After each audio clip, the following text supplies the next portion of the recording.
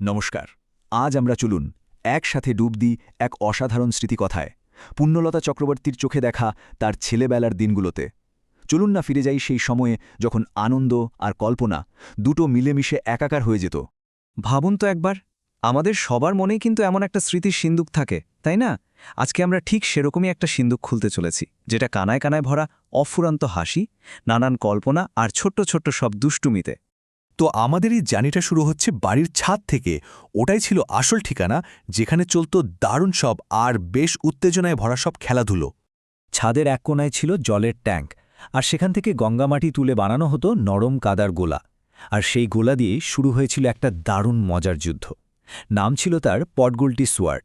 মানে খেলাটা শুরুতে কিন্তু একদম নিরীহ ছিল, তবে বেশিক্ষণের জন্যে নয়। হঠাৎই মাথায় একটা দুর্দান্ত বুদ্ধি এলো। নরম কাদার গোলাগুলোকে সোজা রান্নাঘরের উনুনে দিয়ে পুড়িয়ে লাল করে নেওয়া হলো। আর যায় কোথায়, খেলার মোড়টাই একদম ঘুরে গেল। নরম গোলা ততক্ষণে হয়ে গেছে ইটের মতো শক্ত ঢিল, আর খেলতে গিয়ে দুপক্ষেরই হাত পা ছড়ে রীতিমতো জখম হওয়ার জোগাড়। শেষমেশ খেলাটা বন্ধই করে দিতে হলো। পটগুলটি শোয়ার তো বন্ধ হলো, কিন্তু দুষ্টুমি কি আর থামে? এবার শুরু হলো নতুন এক খেলা, কাদার গোলা ছুঁড়ে ছাদের সিলিংয়ে মারা, যেগুলো চ্যাপ্টা হয়ে একদম আটকে যাচ্ছিল। নিজেদের এই কীর্তিতে সবাই যখন দারুণ খুশি, ঠিক তখনই কানে এলো বাড়ির সবচেয়ে রাশভারী মানুষ জ্যাঠামশাইয়ের পায়ের শব্দ। আর ভয়ে যে যেখানে পারল একেবারে লুকিয়ে পড়ল। জেঠামশাই সিঁড়ি দিয়ে উঠছেন, ঠিক সেই সময়ে তার পায়ের কাছে ধপ করে একটা কাদার তাল এসে পড়ল। তিনি সেই গম্ভীর ভারী গলায় একটা হুঙ্কার দিলেন।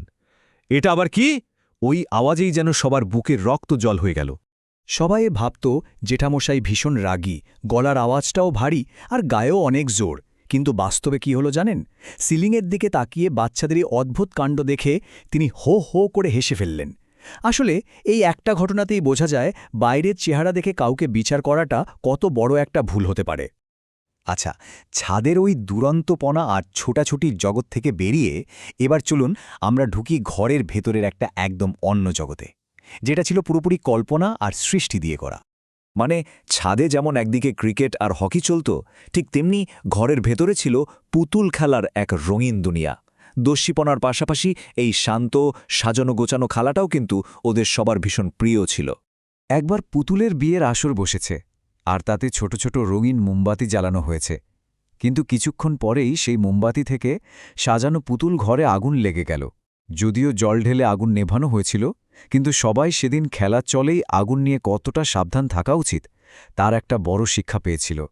এরপর আমরা এমন একটা খেলার কথা বলবো, যেটা শুধু মজারই ছিল না, বরং রাগ কমানোর একটা অসাধারণ উপায়ও ছিল। খেলাটার নাম ছিল রাগ বানানো। মানে কারোর উপর যদি রাগ হতো, তাহলে তার নামে বানিয়ে বানিয়ে মজার মজার অদ্ভুত সব গল্প বলা হতো। এমন সব গল্প যা শুনলে রাগ তো কমবেই, উল্টে হাসি চলে আসবে।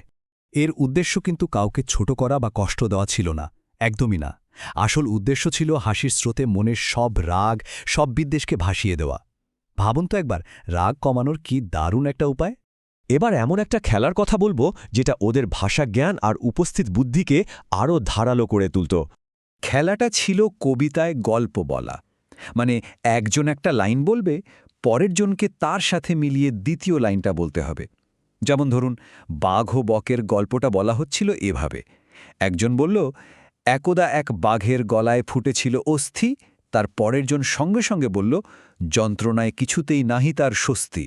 গল্প এগোতে এগোতে একজন বলে বসলেন, ভিতরে ঢুকায় দিল দীর্ঘতার চঞ্চু। ব্যাস, সবাই আটকে গেল। চঞ্চু শব্দের সাথে মিলিয়ে কি আর বলা যায় বলুন তো?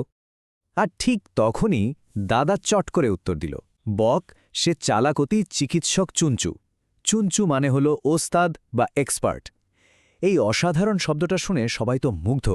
দাদার উপস্থিত বুদ্ধি আর ভাষাজ্ঞানের কি দারুণ পরিচয়, তাই না? আসলে এইসব খেলাধুলো আর ছোট ছোট অভিজ্ঞতার মধ্যে দিয়েই ভবিষ্যতের একজন লেখকের বীজ বোনা হচ্ছিল। চলুন দেখি সেই সৃজনশীলতার জন্মটা ঠিক কিভাবে হয়েছিল। মাত্র ৮ বছর বয়সে দাদার প্রথম কবিতা নদী ছাপা হয় একটা পত্রিকায়। পরের বছরই আরও একটা।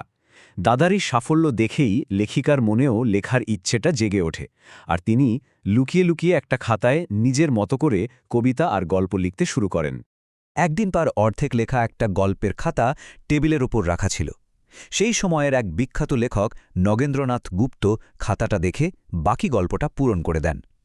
বড়দের কাছে এটা হয়তো খুব মজার ব্যাপার ছিল, কিন্তু ওই ছোট্ট মেয়েটির মনে হয়েছিল তার নিজের সৃষ্টিটাকেই যেন কেউ কেড়ে নিল। দুঃখে তিনি সেই খাতাটাই ছিঁড়ে ফেলেন। তাহলে দেখুন, একদিকে দাদার অনুপ্রেরণা, অন্যদিকে কল্পনা শক্তিকে উস্কে দেওয়ার মতো নানা রকম খেলা, আর তার সাথে বাবার পাঠানো ছবি আর ছড়া দিয়ে ভরা সুন্দর সুন্দর চিঠি। এই সব কিছু মিলেই তার ভেতরের লেখক সত্তাটাকে একটু একটু করে জাগিয়ে তুলেছিল। এই সব স্মৃতিচারণ শোনার পর শেষে গিয়ে একটাই প্রশ্ন মনে আসে, আমাদের ছেলেবেলার কোন সাধারণ মুহূর্তগুলো আসলে আমাদের জীবনের সবচেয়ে গুরুত্বপূর্ণ আর মনে রাখার মতো গল্প হয়ে ওঠে? হয়তো এর উত্তরটা আমাদের সবার নিজের নিজের অভিজ্ঞতার মধ্যেই কোথাও লুকিয়ে আছে।